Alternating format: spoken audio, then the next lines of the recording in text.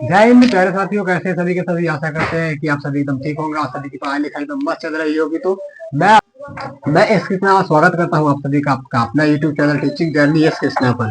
तो आज दीपावली है और सबसे पहले हम दीपावली के तो मेरी तरफ से आपके और अपने परिवार को दीपावली की ढेर सारी शुभकामनाएं और दुआ करेंगे कि माता लक्ष्मी की कृपा दृष्टि हमेशा आपके और आपके परिवार के ऊपर बनी रहे और आपके परिवार में सुख शांति और वृद्धि हमेशा बनी रहे। तो आज का जो हमारा सवाल है वो सवाल है, ज्यादा टाइम वेस्ट नहीं करते, सबसे पहले एक जरूरी इंफॉर्मेशन देते हैं कि आप लोगों का मॉडल पेपर आ चुका है। आप लोगों का मॉडल पेपर आ गया है। मॉडल पेपर आप सभी का आ गया है। 10th का भी मॉडल पेपर आ गया है और 12th का भी मॉडल पेपर आ गया है। तो मॉडल पेपर के लिए सभी तैयार हो जाएंगे। 10th का मॉडल पेपर ऑल सब्जेक्ट करवाया जाएगा। 10th का ऑल सब्जेक्ट का मॉडल पेपर जल्दी ही करवाएंगे और 12th का भी मॉडल पेपर जल्दी करवाएंगे। 12th का भी करवाएंगे। हिंदी प्लस बायो का मॉडल पेपर जल्दी ही करवाने वाले हैं। तो मॉडल पेपर के लिए तैयार रखें। और मॉडल पेपर के साथ साथ हम जितने भी बीबीआई क्वेश्चन होते हैं, जितने भी बीबीआई क्वेश्चन एमसीक्यू, जितने भी बीबीआई क्वेश्चन एमसीक्यू होता है वो जो एग्जाम 2026 के लिए जो जरूरी है, जितने भी बीबीआई एमसीक्यू क्वेश्चन होते हैं जो 2026 एग्जाम के लिए जरूरी है, वो हम 10th और 12th दोनों वालों को करवाएंगे। तो दीपावली के कारण थोड़ा आसपास में शोर हो रहा है, लोग पटाखा वड़ाखा छोड़ रहे हैं, तो डिस्टर्ब मत होइएगा, फोकस कीजिए अपनी क्लास पे। तो आज आपका एक सवाल है, बीबीआई क्वेश्चन है आज भी। तो यहाँ पे ना अभी हम करवा रहे हैं अपने यूट्यूब चैनल के माध्यम से, समझ लीजिए छोटा मोटा क्रैश कोर्स करवा रहे हैं। क्रैश कोर्स का मतलब है जितना भी बीबीआई क्वेश्चन है सारा का सारा हम वीडियो में एक एक करके एक एक वीडियो में टॉपिक बाय टॉपिक आपको अपलोड करवा रहे हैं। और साथ ही साथ लेके चलेंगे हम ऑब्जेक्टिव को भी हम लेके चलेंगे साथ ही साथ। तो आज का जो हमारा क्वेश्चन है बीबीआई क्वेश्चन है, कह रहा है कि लैंगिक और अलैंगिक जनन में अंतर। लैंगिक और अलैंगिक जनन में अंतर। देखिए लैंगिक और अलैंगिक जनन में जो अंतर पूछ रहा है, ये 10th में भी पूछता है, एकदम 10th में भी पूछता है और 12th में भी पूछता है। 10th और 12th कभी कभी 2 नंबर में पूछ देता है, कभी कभी 5 नंबर में पूछ देता है, 2 नंबर में या 5 नंबर में पूछ देता है। ठीक है, लैंगिक और अलैंगिक जनन में अंतर कभी 2 नंबर में पूछता है, कभी 5 नंबर में भी पूछ देता है। तो चलिए देखते हैं हमारा आंसर क्या होगा। सबसे पहले देखो जनन, जैसे अंतर को ना सबसे पहले अंतर को ना डिफाइन करने के 2-3 तरीके होते हैं। सबसे पहला कि आप इस प्रकार से एक भाषा में लिख दीजिए कि लैंगिक जनन में होते हैं, अलैंगिक जनन एक ही जन से संपन्न हो जाता है। तो एक भाषा की तरह आप लिख सकते हैं, लैंग्वेज की तरह। दूसरा क्या होता है कि आप लैंगिक जनन को ऊपर में लिख दिए इस प्रकार से, लैंगिक जनन को ऊपर में लिख दीजिए और यहाँ पे नीचे में अलैंगिक जनन को लिख दीजिए। यह एक और तरीका है। एक और तरीका, सबसे बेहतर तरीका क्या होता है कि आप क्या करें, बीच में इस प्रकार से एक लाइन खींच दें और ये लाइन के एक तरफ इस तरह से लिख दीजिए लैंगिक जनन, लाइन के एक तरफ इस तरह से लिख दीजिए लैंगिक जनन और एक तरफ लिख दीजिए इस तरह से अलैंगिक जनन और अलैंगिक जनन। ठीक है, इस तरह से आप लिख दीजिए लैंगिक और अलैंगिक जनन। तो ये हो जाता है सबसे बढ़िया यही हमको लगता है। दूर से ही एग्जामिनर जब आपका पेपर चेक करेगा, एग्जामिनर जब आपका आंसर शीट चेक करेगा तो उसमें साफ तौर पर पता चल जाएगा कि यहाँ पे किसी चीज का अंतर दिया गया है, इसमें किसी चीज का अंतर दिया गया है।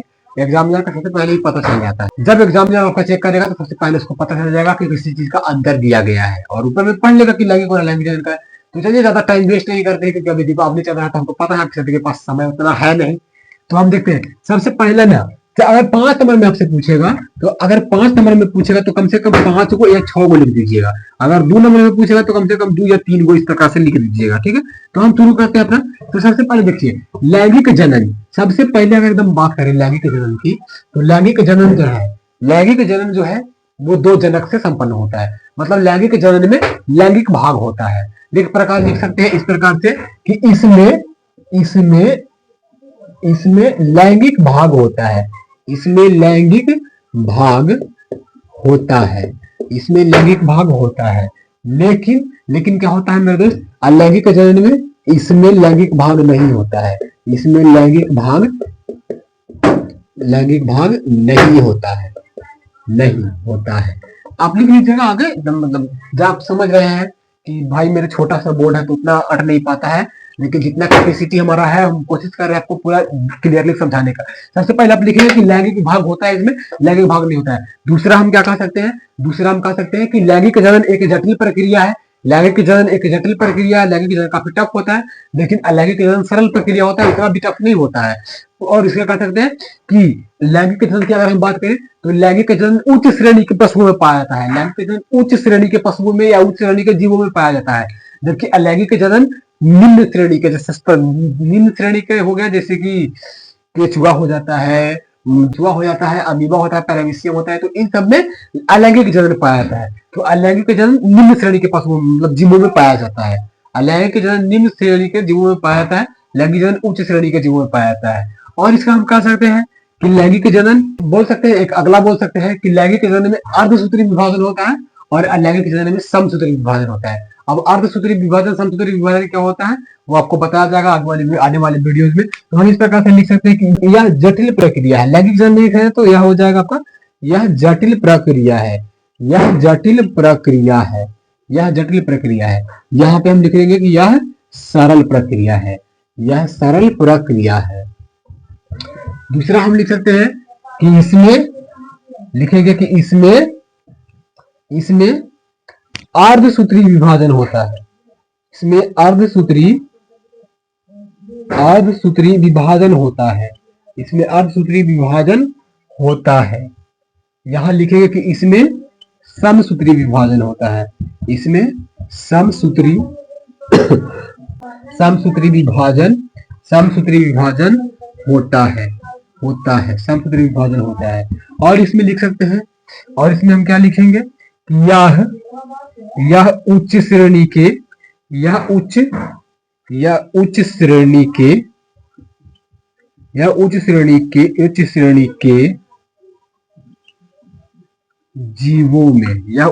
के जीवों में पाया जाता है और यह निम्न श्रेणी के जीवों में पाया जाता है। निम्न श्रेणी के जीवों में पाया जाता है।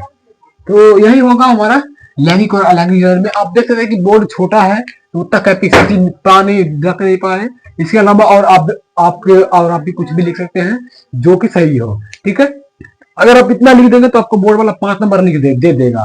हम कहेंगे, आपको रिकमेंड करेंगे कि आप जिस प्रकार से हमें लिखे हैं उसी तरह से लिखेंगे। सबसे पहले हम लिख देंगे कि इसमें लैंगिक भाग होता है, लैंगिक जनन में पता होगा कि लैंगिक भाग होता है। इसमें एक और लिख सकते हैं कि लैंगिक जनन में 2 जनक होते हैं, इसमें 2 जनक होता है और यह एक ही जनक से संपन्न हो जाता है, या एक ही जनक से उसमें 2 जनक होता है। तो आप अपने हिसाब से लिख सकते हैं सही, ठीक है। तो आशा करते हैं कि आप सभी को ये वाला वीडियो एकदम बिल्कुल पसंद होगा।